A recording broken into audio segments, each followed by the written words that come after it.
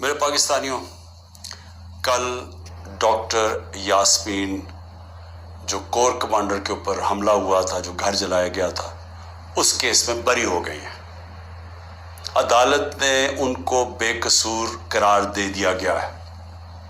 अब डॉक्टर यास्मीन हमारी सेंट्रल पंजाब की प्रेसिडेंट हैं। सेंट्रल पंजाब की प्रेसिडेंट जब बरी हो जाती हैं तो इसका मतलब कि ये पार्टी पॉलिसी नहीं थी। ये जो जलाए गए हैं, वो जो घर जलाया गया और जिधर भी 3-4 जगह और जो जगह जलाई गई हैं, ये पार्टी पॉलिसी नहीं थी। क्योंकि डॉक्टर यास्मीन तो प्रेसिडेंट होते हुए उन्होंने पार्टी पॉलिसी बतानी थी ना क्या है। तो जब वो बरी हो गई और वो उनकी वीडियो चल रही है, यूट्यूब पे चले जाए, वो बार बार कह रही हैं कि आपने अंदर नहीं जाना, स्पीकर लाउड स्पीकर पे कह रही हैं अंदर नहीं जाना। तो इससे अब आगे सवालात उठ जाते हैं कि क्या ये जो लोगों को अंदर डाला गया, 10,000 से ज्यादा लोग जेलों में हैं, क्या ये एक प्री प्लान, एक मंसूबा बना हुआ था कि इसकी आड़ लेके ये जो कोर कमांडर का घर है और ये जो और जगहों पे आगे लगी हैं, इनकी आड़ लेके सारी पार्टी को बैन करना था? सारी पार्टी के ऊपर जिस तरह का इस वक्त जुल्म और तशद्दुद किया जा रहा है, क्या ये पहले से प्लान था? अब तो ये सामने आ रहा है, ये तो अब वाज़ेह हो गया है कि इसका मतलब कि जो भी कोई कर रहा था वो पार्टी पॉलिसी नहीं थी, नहीं तो डॉक्टर यास्मीन बरी ना होती। और मेरा 27 साल की पॉलिटिक्स में मैं चैलेंज करता हूं कि कहीं भी आप जाके मुझे ये बता दें कि मैंने कहा हो कि कानून से बाहर जाना है। पुरअमन एहतजाज, धरना करना, लॉन्ग मार्च करना, जब तक वो पुरअमन रहे, ये हमारा हक है। ये मेरा आइन, मेरी कॉन्स्टिट्यूशन मुझे ये हक देती है और ये सबको पाकिस्तानियों को देती है। 3 लॉन्ग मार्चेस हमारे खिलाफ की गई, 3। बताइए कितनी FIR कटी, कितने लोगों को कितनों के घरों में घुस के उनके दरवाजे तोड़ के अंदर जाके लोगों को जेलों में डाला गया, कितनों की मार पिटाई की गई, कितनों के ऊपर टेयर गैसिंग की गई। और मुझे ये बताएं कि अब जो हमारे लोगों को अंदर डाला हुआ है, क्या कोई इसके ऊपर इंडिपेंडेंट इंक्वायरी होगी या नहीं होगी?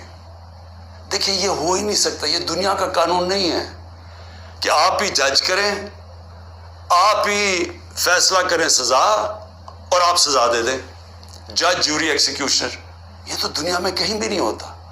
हमेशा जब कोई इंसिडेंट होता है इंडिपेंडेंट इंक्वायरी होती है।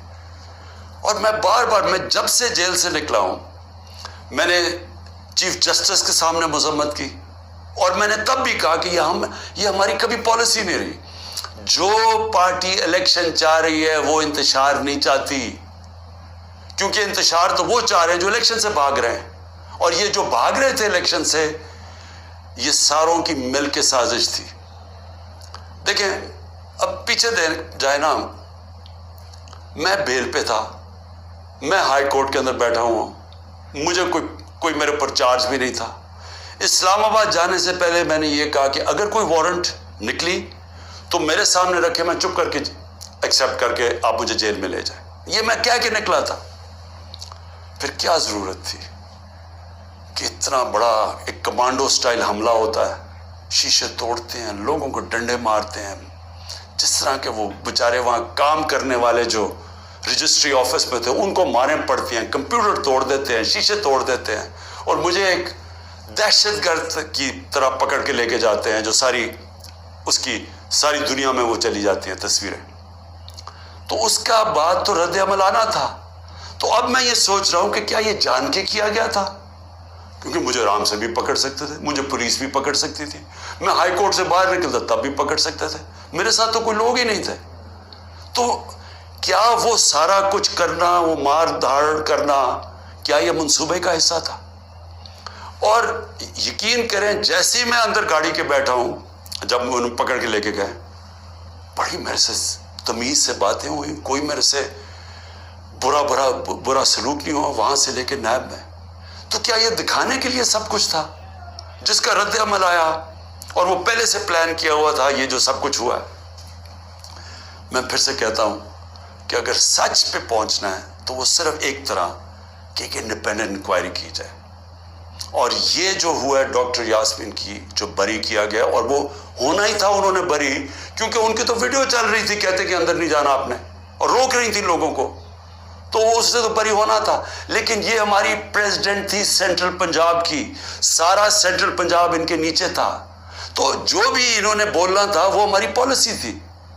تو ایک تو میں یہ آج کہنا چاہتا تھا کہ یہ ایک ایسی چیز ہوئی ہے کہ جو سب کو، جو ہمارے اوپر ساروں کو غدار بنا دیا، فوج کے دشمن بنا دیے، یہ سب کو اب سوال پوچھنا چاہیے کہ اس کے پیچھے کون تھا. دوسری چیز، میں اپنے کارکنوں کی اب بات کرنا چاہتا ہوں، کیونکہ میرے پاس اب جو نکل کے آئے ہیں کارکن، ابھی میں باہر، میرے ایک کارکن جس کو 17 دن جیل میں رکھا ہے وہ واپس آیا، سارے ایک ہی کہانی سنا رہے ہیں. اتنے زیادہ لوگ ہیں، جیل چھوٹا ہے، سب کو وہاں بند کیا ہوا ہے، یعنی وہ جیل میں گنجائش ہی نہیں ہے جو جیلوں میں جتنے زیادہ لوگوں کو انہوں نے بند کیا ہوا ہے. کس حالات میں وہ رہ رہے ہیں، کس طرح گندگی ہے وہاں، کھانا ان کو دیا نہیں جاتا، 2 دن کہتا ہم نے روزے رکھے ہیں، کھانا ہی نہیں تھا. اور پھر ان سے جو سلوک کیا گیا، یعنی ایسے رکھا گیا، یہ پولیٹیکل ورکرز ہے، انہوں نے کوئی کرائم نہیں کی، ان کی ابھی تو کرائم ثابت ہی نہیں ہوئی، اور پھر وہ بتاتے ہیں ہم جاتے تھے ادھر عدالت میں، وہاں سے نکلتے تھے دوسرے کیس پہ اندر ڈال دیا. اب یہ جو آدمی نکلا ہے، یہ صرف یہ کوئی 40 لوگ رہا ہوئے ہیں، 40 میں سے 7-8 نکلے ہیں، باقیوں کو پھر جیلوں میں ڈال دیا. تو یہ مجھے بتائیے کون سا قانون ہے آج پاکستان میں؟ میں یہ سوال پوچھتا ہوں کہ جو بھی آج حکمرانی کر رہے ہیں، کیا ان کو اندازہ ہے کہ یہ پاکستان کو کتنا نقصان پہنچایا جا رہا ہے؟ ٹھیک ہے، تحریک انصاف کو کمزور کیا جا رہا ہے، توڑا جا رہا ہے، لوگوں کو دھمکیاں دے کے چھڑوائی جا رہی ہے، پارٹی گھروں میں گھس جاتے ہیں، اگر وہ نہیں ملتے تو ان کے جاننے والے یعنی خاندان کے لوگوں کو پکڑ کے لے جاتے ہیں. اگر وہاں کوئی گھر میں کوئی نہیں ہے تو ان کے پھر جو رشتہ دار کہیں رہ رہے ہیں، بہنیں رہ رہی ہیں، ان کے اوپر پیچھے پڑ جاتے ہیں، ان کو اٹھا کے لے جاتے ہیں. پھر بزنسز تباہ کر رہے ہیں، جو حماد اظہر کی فیکٹری بند کر دی ہے، اور بھی میں سب کا بتاؤں کہ جن کے ہمارے جن کے کاروبار تھے، کاروبار بند کر دیے. عاطف خان کا کاروبار 100 سے زیادہ لوگ وہاں کام کرتے تھے، وہ بند کر دیا. وہ ایکسپورٹ کرتے تھے چیزیں، وہ رہ گئی بیچ میں. تو یہ جو کیا جا رہا ہے، میں پھر سے یہ سوال پوچھتا ہوں کہ ہم پہنچ جا کدھر رہے ہیں؟ یعنی اس سے اچیو کیا ہوگا؟ تحریک انصاف کمزور ہو گئی، تحریک انصاف اتنی کمزور ہوگی کہ وہ الیکشن لڑنے کے قابل نہیں ہوگی. ملٹری کورٹس سیٹ اپ کیے ہیں ایک ہی وجہ سے کہ میرے کوئی بھی کیس کے اندر مجھے سزا نہیں ہو سکتی، سارے میں نے وکیلوں کے ساتھ سارے بوگس کیسز ہیں. تو آخر میں ملٹری کورٹ میں سزا دیں گے، یہ کھولے اس لیے کہ عمران خان کو سزا دی، چلیں جی میں جیل میں چلا گیا. اب آگے چلیں گے، اس کے بعد کیا ہوگا؟ اس کے بعد پوچھنے کی بات یہ کہ کیا پاکستان جو تیزی سے اس دلدل میں پھنستا جا رہا ہے، اس سے نکل جائے گا؟ کیا ہماری معیشت جو اس وقت کبھی اتنے برے حالات میں نہیں تھے جو آج ہے، کیا یہ جو مہنگائی پاکستان کی تاریخ میں سب سے زیادہ 12.4% تھی جب ہم اقتدار میں تھے 1 سال پہلے، آج وہ 38% پہ پہنچ گئی ہے. یعنی لوگوں کو تنخواہ دار طبقے کے لیے اب وہ عذاب آ گیا ہے اور آتا جائے گا. بجلی کے بل نہیں دیے جائیں گے ان سے، ان کو گھر میں جو کھانے پینے کی چیزیں ہیں جس کو سینسٹیو پرائس انڈیکس ہے، یہ 38% ہے، وہ 45% پہ پہنچا ہوا ہے. یعنی جو گھر کی کھانے پینے کی چیزیں، جو عام کچن آئٹمز ہیں، جو بجلی وغیرہ ہے، تو کیا یہ ٹھیک ہو جائے گا اس سے؟ کیا مجھے کوئی یہ آج بتا دے کہ تحریک انصاف چلے الیکشن بھی ہار گئی، کیا یہی لوگ آئیں گے نا واپس جو ابھی اقتدار میں بیٹھے ہوئے ہیں؟ تو انہوں نے تو 1 سال میں ملک کو تباہی بیڑا غرق کر کے رکھ دیا. یہ جو اب تو جو فیکٹس اور سٹیٹسٹکس ہیں، اعداد و شمار، یہ تو چھپتے نہیں ہیں. یہ تو آپ سیدھی طرح پاکستان کی وہ اکنامک سروے دیکھ لیں، اس میں تماشا دیکھ لیں کہ کیا ہوا ہے. کہاں 2 سال ایوریج औसत जो हमारी इकोनॉमी बढ़ रही थी वो 6% थी। 6% का मतलब ये है कि पाकिस्तान की तारीख में ये वो 2 साल थे जिधर सबसे ज़्यादा माशत ऊपर जा रही थी। और मैं याद करा दूं, जो पिछली दौरों में जब ऐसे गई है तो अमेरिकी डॉलर आ रहे थे। अयूब खान के दौर में सीटों और सेंटों का पैक्ट था, हम उनके साथ मिले हुए थे, हमें डॉलर आ रहे थे। ज़िया-उल हक के दौर में हम अफगान जहाद का हिस्सा बने थे, तब भी डॉलर आ रहे थे। जनरल मुशर्रफ के दौर में 1-2 साल जो तरक्की हुई थी वो हम वॉर ऑन टेरर में उनके साथ मिले हुए थे, तब भी डॉलर आ रहे थे। ये बाहर से डॉलर्स आने के बगैर मुल्क में 6% औसत हमारी जो इकोनॉमिक ग्रोथ हुई, और ये एक शोबे में नहीं हुई। ज़राई जो हमने चेंजेस किए, जो इंसेंटिव्स दिए, 4.5%, 17 साल के बाद हमारी ज़राई ग्रोथ हुई। हमारी जो लार्ज स्केल मैन्युफैक्चरिंग थी, जैसे असल नौकरियां हैं, वो 17 साल के बाद वो इतनी तेजी से बढ़ रही थी 10.4% पे। तो जो इंडस्ट्री भी बढ़ रही थी, हमारी ज़राअत भी, जो प्रोडक्शन सेंटर्स अब बढ़ रहे थे, पहली दफ़ा जोर लगाया था हमने आईटी के ऊपर, टेक्नोलॉजी के ऊपर, जो 75% उसकी एक्सपोर्ट्स बढ़ गई थी, और आगे उन्होंने और आगे जा रहा था। बैरून मुल्क से ओवरसीज पाकिस्तानी पैसा भेज रहे थे। रोशन डिजिटल अकाउंट में $5 अरब आ चुका था, और 1.5 साल के अंदर, और तेजी से बढ़ रहा था। यानी बैरून मुल्क पाकिस्तानी का पैसा आना शुरू हो गया था। बड़े प्रोजेक्ट्स थे हमारे, जिस तरह वो रावी सिटी, ये इस तरह के बड़े प्रोजेक्ट्स में ओवरसीज पाकिस्तानी का हमने पैसा लेके आना था। क्योंकि अभी तो सिर्फ घरों में घर लेते हैं ना, वो ज़्यादा से ज़्यादा रियल एस्टेट में, लेकिन असल जो पैसा जब आप पूरा शहर बना रहे हैं, उसमें असल पैसा आना था, डॉलर्स आने थे पाकिस्तान में। और जो अगर ये सिंध हुकूमत ना हमारा वो प्रोजेक्ट बंडल आइलैंड का ख़त्म करती, बड़े बड़े अरबों डॉलर की वहाँ इन्वेस्टर्स तैयार थे आने के लिए, तो पाकिस्तान में डॉलर्स भी आ रहे थे इतने ज़्यादा। जो आप बड़े बड़े बिजनेसमैन से पूछे कभी इतने उनके नफ़े हुए हैं, बिजनेसेस बढ़ रही थी। तो मुल्क जब तरक्की कर रहा था, उसको जब अब यहाँ पहुँचाया है, और इन लोगों ने आके आज तबाही के किनारे पे खड़ा कर दिया है। ना बाहर से इन्वेस्टमेंट आ रही है, ना कोई पैसा आ रहा है, ना बाहर से किसी को इत्मीनान है, ना अंदर से। तो क्या इन्होंने इनको ही अब आगे ले जाके मुल्क ठीक करना है? तो मेरा सवाल 2 और है कि मुल्क तो तब ठीक होगा जब रूल ऑफ लॉ होगा। जब तक मुल्क में कानून की हुक्मरानी नहीं आती, कभी भी इस मुल्क के अंदर खुशहाली नहीं आएगी, इन्वेस्टमेंट नहीं आएगी। तो ये तो हम दूसरी तरफ चले गए हैं। हमारी अदलिया ने एक पहले हमेशा इक़्तिदार के साथ चलती थी। एक सजाद अली शाह चीफ जस्टिस ने कोशिश की, उनके ऊपर पूरा नवाज शरीफ का माफिया ने पूरा उनको डंडों से अटैक करके तो उनको फारग कर दिया, पैसे चला के। उसके बाद हमारी अदलिया कभी आज़ाद नहीं थी, यानी कोशिश भी नहीं की। पहली दफ़ा 2007 में वकला की मूवमेंट शुरू हुई, चीफ जस्टिस के साथ वकला खड़े हुए, आहिस्ता आहिस्ता कौम खड़ी हुई, और पहली दफ़ा पाकिस्तान में उम्मीद हुई कि हमारी अदलिया आज़ाद हो रही है। और वो अदलिया ने अच्छे फैसले किए, लोगों को इत्मीनान आना शुरू हुआ आहिस्ता आहिस्ता अदलिया में। वो सारा कुछ आज तबाही के किनारे पे फिर से पहुंच गया। आज अदलिया सहम गई है, उनको डराया धमकाया जा रहा है, जजेस को टेलीफोन कॉल जा रही हैं, उनके ऊपर टेपें दिखाई जा रही हैं ब्लैकमेल के लिए, या आपके टेपें हैं या आपके ऊपर ये कोई केसेस बनाए हुए हैं।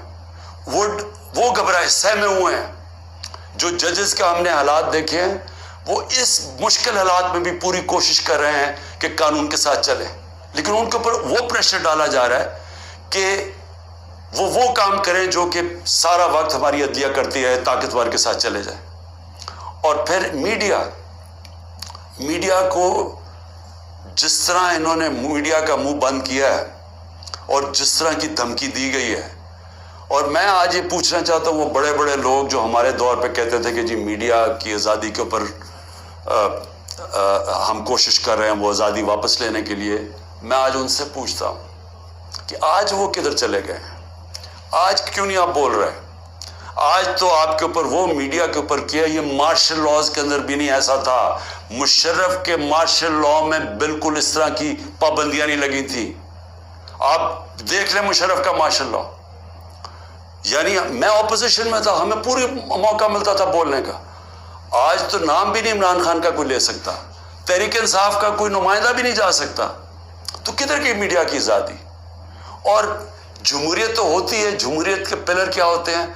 سب سے پہلے فنڈامنٹل رائٹس پروٹیکٹ کرتی ہیں عدالتیں. جو ہمارے شہریوں کے فنڈامنٹل رائٹ ہے پرامن احتجاج کرنے کا, وہ ختم ہو گیا. ایک پولیٹیکل پارٹی کی اپنے جو ایکٹیویٹیز کرنے کے لیے جو اپنی جلسے کرتی ہیں, جلوس کرتی ہیں, وہ سب ختم ہو گئے ہیں. ایک پوری جو پارٹی 60 سے 70% پاکستان میں سب سے بڑی پارٹی ہے, اس کو بند کیا جا رہا ہے. اس کا مطلب جمہوریت ختم کی جا رہی ہے. عدالتوں کو دبایا جا رہا ہے, سپریم کورٹ کو تقسیم کیا ہوا ہے اور ان کو کمزور کیا گیا ہے. ان کے اوپر پریشر ڈالا ہوا ہے کہ وہ فیصلے نہ کریں, جمہوریت کے ساتھ نہ کھڑے ہوں. اور میڈیا کا وہ منہ بند کر دیا جو کہ پھر اس کے بغیر تو جمہوریت چلتی نہیں آزاد میڈیا کے. تو آزادی رائے بھی ختم ہو گئی ہے. تو اب رہ کیا گیا ہے؟ اب رہ گیا ہے یہ کہ یا ہم چپ کر کے یہ طاقت کی حکمرانی مان لیں اور اب جائیں اسی جو پہلے پاکستان پہلے جو ڈارک ایجز میں کہتا ہوں, جو ہمارے برے وقت تھے کہ جدھر ہم دنیا کے اندر ہمارا مذاق اڑتا تھا کہ جناب پاکستان میں تو ملٹری ڈکٹیٹرشپ, یہاں تو آزادی نہیں, جمہوریت. بار بار ہندوستان سارے فورمز پہ کہتا تھا کہ پاکستان میں جمہوریت ہی نہیں, ہم بات کس سے کریں. اور آج واپس اسی دور کی طرف جا رہے ہیں. یعنی جمہوریت کو جو تباہی کی طرف لے کے جا رہے ہیں, اس کا مطلب آزادی جا رہی ہے. حقیقی جمہوریت وہ ہوتی ہے, وہی حقیقی آزادی دیتی ہے, کیونکہ وہ آپ کے بنیادی حقوق کی حفاظت کرتی ہے, وہ انصاف دیتی ہے. طاقتور سے آپ کا نظام, آپ کا آئین آپ کو تحفظ دیتا ہے, لوگوں کو آزاد کر دیتا ہے. تو یہ تو پھر وہ واپس چلے گئے ہیں وہاں. یہاں تو کوئی آزادی نہیں ہے اب. یہاں تو ہر قسم کی آزادی پہ پابندی لگ گئی ہے. تو یہ آزادی کے اوپر پابندی نہیں لگی, یہ ملک کے فیوچر کے اوپر پابندی لگ گئی ہے. ملک اس دلدل میں سے نکلا گا کیسے؟ مجھے یہ بتائیں کہ ان کے پاس اب کیا فارمولا ہے. میں آپ کو بتاتا ہوں کیا فارمولا ہے. ایک ہی فارمولا ہے کہ پاکستان کے اندر رول آف لا قائم کریں. اس ملک کے اندر جب تک لوگوں کو, انویسٹرز کو, جو باہر سرمایہ کار ہیں, جو سب سے بڑی آپ کی طاقت اوورسیز پاکستانی ہیں, جب تک ان کو اعتماد نہیں ہوگا پاکستان کے جسٹس سسٹم پہ, انویسٹمنٹ نہیں آنے لگی اور سرمایہ کاری نہیں آئے گی, تو ہم تو ایسے کر کے بھیک مانگ کے کھڑے ہوں گے کہ کہیں سے کوئی ہمارا دوست ملک ہمیں پیسے ڈالرز دے دے. تو اصل تو ڈالرز آنے ہیں سرمایہ کاری سے. وہ تب آئیں گے جب ان کو اعتماد ہو پاکستان کے جسٹس سسٹم پہ. تو جب گورنمنٹ سپریم کورٹ اور آئین کے مطابق جو فیصلہ کرتا ہے کہ الیکشن ہونے ہیں 14 مئی کو, گورنمنٹ وہی نہیں مانتی, دھمکیاں دیتی ہے چیف جسٹس کو, اوپنلی کہتی ہے کہ ہم تمہارے فیصلے نہیں مانیں گے. تو اس ملک کے اندر کون اس ملک کے انصاف کے نظام کے اوپر اعتماد کرے گا؟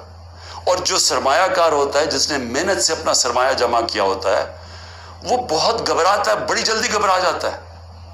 اس کو جب تک اعتماد نہیں ہوتا کہ میرا سرمایہ کو ایک ملک کا انصاف کا نظام تحفظ دے گا, میں جب بزنس کروں گا تو میرے پاس اگر فراڈ ہوا تو میرے پاس ایک جسٹس سسٹم ہے, وہ پروٹیکٹ کرے گا مجھے, وہ انویسٹمنٹ نہیں کرتا. الائن دبئی کے اندر UAE میں, ابھی مجھے وہاں سے خبر آئی کہ پچھلے 8 مہینے کے اندر پاکستانیوں نے الائن میں اتنی انویسٹمنٹ کی ہے جو کہ انہوں نے 10 سال میں پاکستانیوں نے نہیں وہاں کی تھی. تو پاکستان کا تو سرمایہ باہر جا رہا ہے, باہر سے چھوڑیں کہ سرمایہ پاکستان آنا ہے. لوگوں کو تو امید کھو بیٹھے ہیں, وہ اپنا سرمایہ بھی بھیج رہے ہیں. اور جو ہمارا ہیومن کیپٹل ہے, یعنی جو ہمارے پروفیشنلز ہیں جن کو باہر نوکریاں مل سکتی ہیں, وہ چھوڑ کے جا رہے ہیں. تو آگے تو ہمارا امید ہی ختم ہو گئی ہے. تو یہ اگر سارا پلان ہے کہ کسی طرح یہ سب کچھ ہو رہا ہے تحریک انصاف کو ختم کرنے کے لیے, تو اس کے بعد آگے تو پلان بتائیں کہ ختم کر کے پھر کیا کرنا ہے. تو وہ تو کوئی نظر ہی نہیں آ رہا, ان کا تو کوئی روڈ میپ ہے نہ ان کے پاس تو ہوتا تو اب تک یہ ٹھیک کر چکے ہوتے ملک کو. تو یہ تو کسی کے نہ اسٹیبلشمنٹ کے پاس کوئی روڈ میپ ہے. تو یہ تو ہمیں اندھیرے میں لے کے جا رہے ہیں. اس لیے میں صرف اپنی قوم کو آج یہ کہنا چاہتا تھا کہ دیکھیں, 2 راستے ہیں. فیصلہ ہم نے کرنا ہے کہ کیا ہم نے یہ ایک جنگل کے قانون کی طرف جانا ہے اور تباہی کی طرف اور اندھیرے کی طرف، یا ہم نے ساری قوم نے جد و جہد کرنی ہے آزادی کی طرف، رول آف لاء کی طرف، کانسٹیٹیوشن کی طرف، حقیقی جمہوریت کی طرف اور خوشحالی کی طرف۔ یہ دو راستے اب آ گئے، اور میں یہ امید رکھتا ہوں کہ جس طرح میں کھڑا ہوں اور اینڈ تک جب تک زندہ ہوں کھڑا رہوں گا، آپ نے بھی اس ملک کی حقیقی آزادی کے لیے کھڑے رہنا ہے۔ شکریہ۔